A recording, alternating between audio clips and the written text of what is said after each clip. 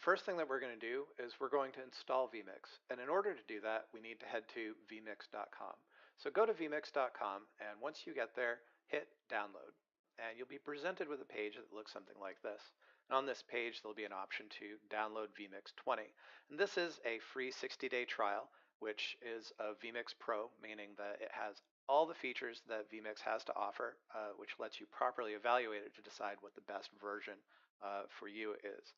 And also included in the vMix download is vMix Social, which is good for tying in Facebook and Twitter feeds into your titles, vMix Title Designer, which is for creating your titles, and vMix Desktop Capture, which is good for bringing in PowerPoint presentations and video games, depending on what kind of video you're doing.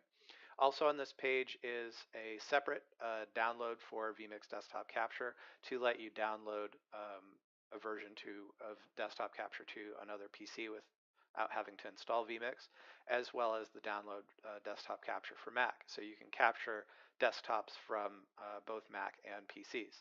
So once you have it downloaded, run the installer, and you'll be presented with a wizard, which you can, for the most part, click through the defaults. So accept the agreement, click next, leave the installation default.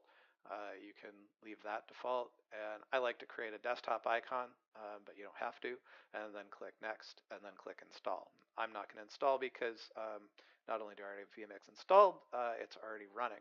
So when you run vMix for the first time, you will be presented with a dialog that looks something like this. So when you do that for the first time, you have a lot of different options from standard definition to 4K.